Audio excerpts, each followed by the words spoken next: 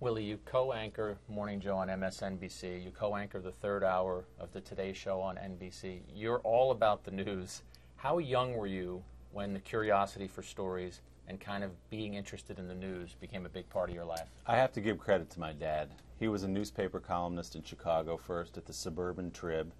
As he points out, didn't work for the big paper at the Chicago Trib. He was out in the suburbs, and he made an entire career out there of finding these mundane things in life and turning them into stories. He got a job from there at the New York Times, where he did that on a bigger scale in New York City. He's always been a storyteller. He's always been incredibly curious. He's still doing it today, getting on planes and flying to every corner of the country to find these state fairs and, cow chip tossing contests and whatever it is that week. So I think it comes from him at a very young age. Whether or not I knew I was getting it from him, I probably was just by watching his career. So it's my dad. And your father's Bill Geist. He's a CBS News correspondent now. What was compelling about his life to you? What fascinated you about what he was doing? Well, I think the idea that he got to go where he wanted to and talk about people he wanted to talk about and meet interesting people that other people didn't necessarily know were interesting, if that makes sense. He's always had this job where he was walking out the door and he wasn't going to a bank or some other thing that my friends' dads were doing. He didn't know where he was going a lot of times. He'd get on airplanes and fly across the country, and he'd come back and tell us some wild story about where he'd been. So I think the unknown nature of his job was pretty exciting to me. Your father is also a best-selling author, and this is what I love, and this book was very entertaining. He did a book called Little League Confidential. He did. Where he talked about the trials and tribulations of coaching your kids at that Little League and softball level. What was it like to be the subject of that book, essentially? The book was about coaching me in Little League and coaching my sister in softball. And it was funny because he wrote it essentially about our town in New Jersey, Ridgewood, New Jersey. And he changed names, but the people in the book knew who they were. So things got a little tense around the supermarket from time to time. I think we probably lost some friends on it. But it was basically about what every parent deals with, whether it's baseball or ballet, which is the intensity of parents sort of escalating it beyond what the kids even have an interest in. And it was funny, it's a book. Somebody just wrote a list of the 8 best baseball books ever written. They put that book on it. So it's had a lasting impact, so it's pretty cool to be part of that. He admits in the book that he wanted you to be a star athlete. You're doing essentially what he does now, but he thought that athletics could be something that was in your future. Yeah, I think so. I mean, he himself, he would confess, was not a great athlete. He ran some track, played some Little League baseball. But I think he always says he lived vicariously through me, because I played Little League. I played basketball in high school. I played football in high school. I didn't quite make it to SEC level when I went to Vanderbilt, but I think he was always excited by the fact that I was out there doing these things that he hadn't necessarily done. Guy gets called up from AAA, and if I'm doing the Yankee pregame, not everybody has heard of this person. I have to give a scouting report. Give me the scouting report on Willie Geist as a high school basketball and high school football player. Wow. Okay, so let's start with basketball. Basketball, I was a small forward, lazy defender is the truth. Let's be honest about it. I basically got to the point in my career where I was like an old man YMCA player, just jacking threes from 25 feet. Just, basket hanging, doing the move where you reach behind the guy and try to tap the ball free. So basketball, I was a shooter. Okay, I'll give myself that. In football, I was a receiving tight end. Not a big fan of blocking because you get hurt, you get dirty, things like that. Who wants to do that in football? So I could catch the ball. I had good hands. And then on defense, I was sort of an outside linebacker who loved getting after the quarterback a little bit. Not, I didn't run a 4.4. But I could get you like a 4.8, something like that. There's something missing in all this. We got the baseball jerseys behind here. You talked about your dad in Little League. How come no baseball in high school? Why'd you give up on baseball? What happened was basketball became such a big part of my life that I just got into the AAU leagues, the traveling leagues, and it was the sport I was probably the worst at, baseball. Once they started throwing curveballs, kind of threw me. I could hit a heater down the middle. You just start swinging when you see it, but the curveball threw me off a little bit. So, I got serious about basketball, and that spilled over into spring. And then from there, it was kind of like I didn't have time for baseball. You were born in 1975. I'm guessing that as a Yankee fan, unless your parents were allowing you to stay up very late as a 2 or 3-year-old, you missed 77 and 78. Or do you have a recollection of the Yankees No, winning? I don't. So what happened was we lived in Chicago when I was born, and we moved in 1980. So we had a choice when I moved to New Jersey. You could be a Mets fan or a Yankee fan. So you're coming off 2 World Series titles. So the choice is kind of easy, right? And the Mets were the Mets. So I chose the Yankees. I have to confess, in '86, we did root for the Mets a little bit, just because I think the whole city was wrapped up in it. But I was a Yankee fan. And what people forget is they go to the World Series in '81. They lose to the Dodgers. They don't even go back to the playoffs, forget the World Series, until 1995. So everyone who says, oh, it must have been easy being a Yankee fan, you got all the World Series and the tradition and everything, they weren't good. I mean, you know, for 14 years, they had flashes, and if there had been a wild card, they probably would have made the playoffs in some of those years. But for the most part, you know, we struggled through Mike Pagliarulo at third base and some of those other guys, Bobby Meacham, Butch Weiniger behind the plate, Barry Foote. You remember all those guys. Mattingly carried you through that period. If Mattingly. You're a kid, you were cheering for Mattingly, and then you had your pockets of Winfield and Ricky Henderson. It was all about, for me, it was all about Dave Winfield. He was my guy. And in fact, I used to write letters to Dave Winfield, postcards from our family vacations. When I was 5, 6, 7 years old, we'd be out in, you know, Cape Cod for 2 weeks or whatever it was, and I would sit down and I would just write, Dear Winfield. My mom still has some. Dear Winfield, you know, we played mini golf today. I hit the beach pretty hard. Catch up with you later. And I'm sure my dad, like, you know, threw it into a garbage can somewhere. But I literally, on vacations, I would write him postcards because I thought he was worried that I wasn't home watching Channel 11, watching the games. I have to dig a little deeper into this. Yeah. The postcard thing, first of all, is hilarious. But you were just going Winfield. Winfield. No Mr. Winfield, no Dave, just Winfield. Winfield was my guy. Winfield was my guy. My mom would tell you I had this great thing I would do to avoid going to bed. When the game was on WPIX, Scooter and White, of course. And I would use the do-ups as an excuse to stay up. So you remember they'd be going to break and the 3 names would come, do up next, and I could pull any name out of those do-ups. Say, Mom, I can't go to bed. Winfield's up next, or Mattingly's up next. And whoever, even if it was about 7, 8, 9 in the lineup, I could still find a name that would get me another inning and prevent me from having to go to sleep. So I lived and breathed with Scooter and Bill White, and just loved. They were such a part of my life growing up. Now, what about Willie Geist, the adult, where now you set your own bedtime, but you've also got to get up at 4 a.m. to be ready for your shows. Do you do the do-up for yourself? If Michael Kay says do up next inning, Jeter, Cano, and Soriano, I mean, you're not going to bed. My wife suffers through this because she wants to watch The Voice or whatever it is. Great show, NBC. It's all fantastic. But I always had the Yankee game on, so she kind of zones out while I watch the game. But yeah, I mean, if it's a close game, how do you go to bed?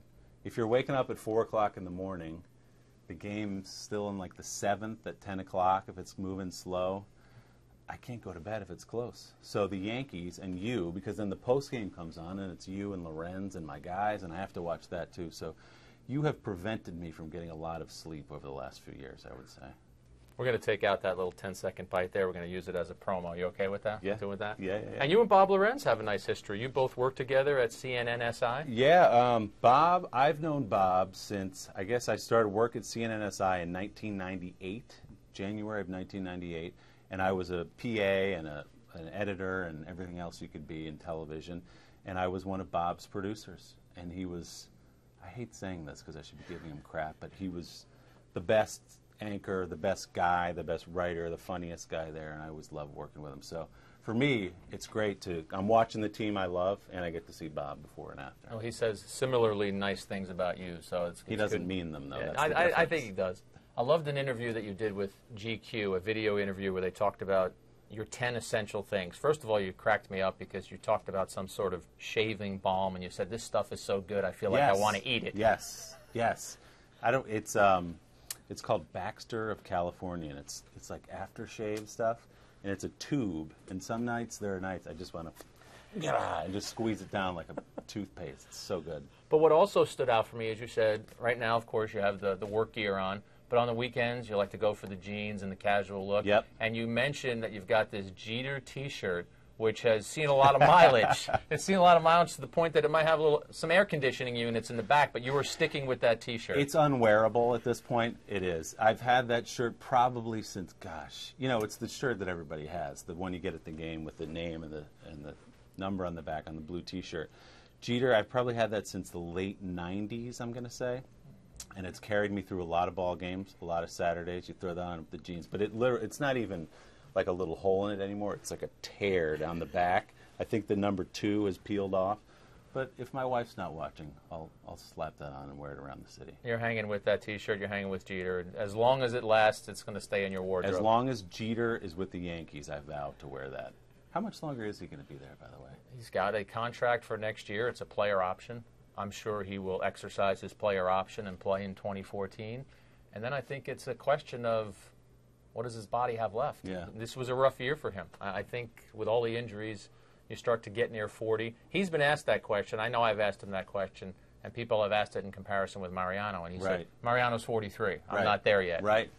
I don't know. It's you look at this year, though, with that ankle, it starts to worry you a little bit. Can he come back from that? But on the other side of that, he's Jeter. What have you thought of this team this year? Because of all the injuries and then people wanting to count them out, and as you and I sit here right now, 2.5 games out of the wild card. The fact that they are as close as they are at this point, it's remarkable. And you have to give Girardi credit, and you have to give Cashman credit and all the other guys to take this team and have the injuries to your biggest stars and all the stuff that's gone on with A-Rod and everything else, to be where they are in striking distance. I don't think anybody saw this coming. I think 2 months ago you would have written off the season and said, well, it was injuries, and let's see where we are next year.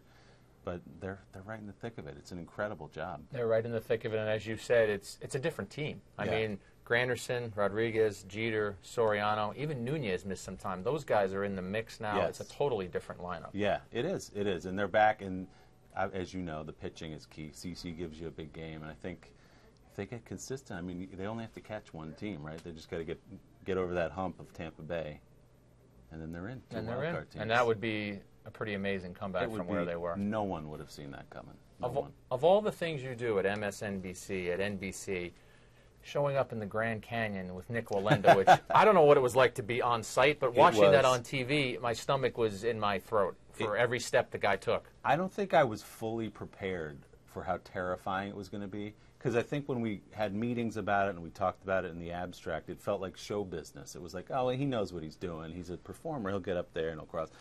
And then you get there, and you're sitting on the edge, literally on the edge of the Grand Canyon, and you turn around, and there's a guy walking across a 2-inch wire. You go, oh my gosh, this is real. He could really go down. So we were prepared if, God forbid, anything happened.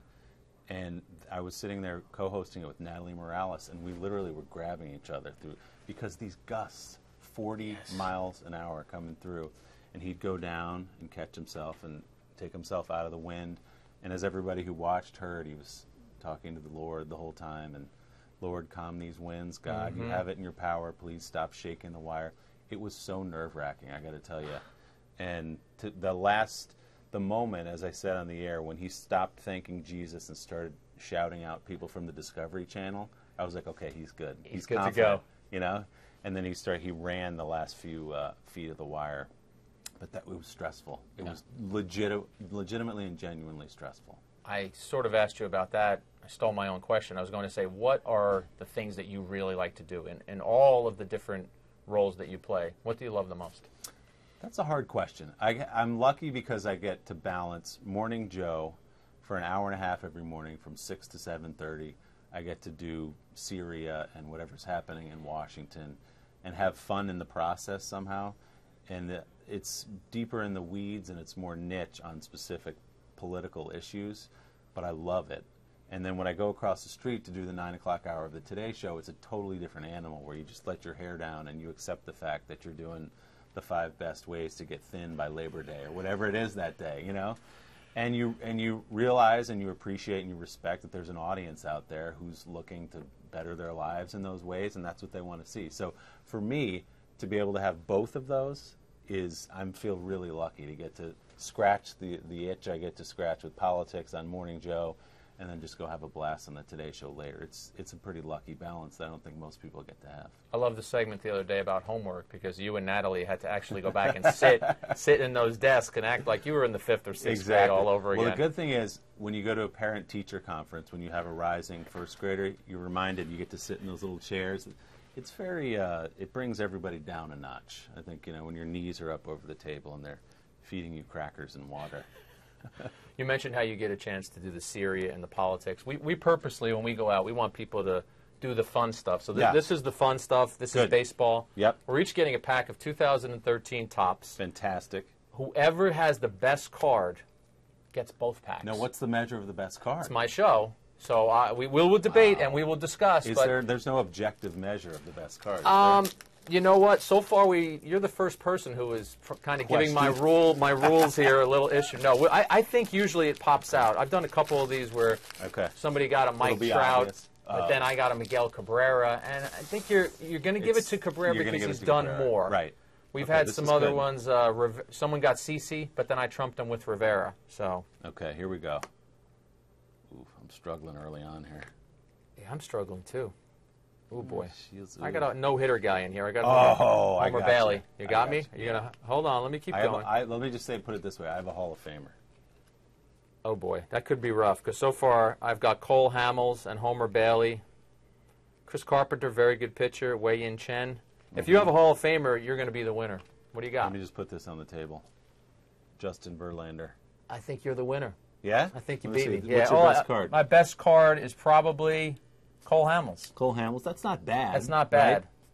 In any other game, that would have won you probably. But you know what? Before I left for today's show, I almost put an extra 2 packs because I wanted to have a round 2, but I have to give it to you. Wow. You're the winner. I get to keep these? You get to keep them. This is my parting gift? Share them with the family. Fantastic. It's awesome. I did get one Yankee. I got Gardner. That's not bad. He's having a very good season. He's having a good season. I'll take that. Lots of extra base hits, yeah. There you go. I'm not going to write him any postcards on my vacations, but I like Brett Gardner. Gardner. Hey, Gardner. Hey, Gardner. We're in Cape Cod. I would love to know what my dad... Because can you imagine you're a parent and your kid's like, hey, Dad, drop this in the mail. And I think I just put like in a Yankee Stadium in the Bronx. Shoot this off to Winfield. I remember I did one time, though, get back an autographed glossy photo of Winfield. Wow. So my dad must have sent one of them at some point. And Winfield spoke back. I mean, I could do Winfield's batting stance. I could probably still do it. He had the batting helmet with the no flaps, big on the crotch adjustment. Yes. Like a lingering crotch lots adjustment. Lots of movement. He was a big guy, lots of movement. Yeah. That big kind of loping swing, but he still got around on the ball. You have a little bit of a Winfield obsession here, or at least as a kid you did. You know why else I liked him? Because he was such a great athlete with the football and the basketball and the baseball. And I was a tall kid, and I viewed him as somebody who was kind of like me. He was that 6'6", lanky guy. And also, when he swung, if he hit the ball, it was going out. If he missed, that helmet would fly off. He'd fall down. I mean, he really swung. And he was my guy, Winfield. And you have that in common with Jeter, too, right? Jeter was a huge Winfield guy, poster on his wall, everything. Yeah, and Jeter, what a great guy to carry on the legacy. But there was, as I said, there were dark days in the 80s as a Yankee fan, but then when it got good, obviously it was incredible. I was living in Atlanta when the 2001 World Series was going on, so I didn't get to be here for that. But I still call those my most memorable games, even though I wasn't there. Game, was it 3, 4, 5? First you had Bush come out in Game 3 with the flak jacket on, September 11th, right after. There was a dart down the middle, the crowd goes crazy, and then, of course, Game 4 and 5 with the Tino home run and the Jeter and then the Brocious the next night. I remember so vividly sitting in my bed in Atlanta, screaming, cheering, and almost crying just because that stadium was rocking with the power of that moment. The Yankees have given me some really good times. Absolutely, and those 2001 games were unreal. And then even the way it ends in Arizona, you never saw that coming with Mariano, a bloop, bloop. A lot of Yankee fans. That killed a lot of Yankee fans. That was brutal. But, in some strange way, it hurt at the time a lot, but you look back and that still feels like a great World Series to you, even though you lost, just because it was so much bigger than those 7 games right after September 11th. So And, you know, we've got our share, so we had to give one back. That's okay. My goal is that I leave you with this after this interview, that Dave Winfield or someone in his world sees this, and then someday you have a baseball or a Hall of Fame segment that you need to do on the Today Show. Yes. And he comes on and you can just say, Dear Winfield. You can just tell him that story. I don't know what I'd do, though, if I met him. I'd be like an 8-year-old boy again, imitating his batting stance on the beach before I sent him a postcard. Willie, thank you so much. Thanks, Jay. Appreciate it. All right.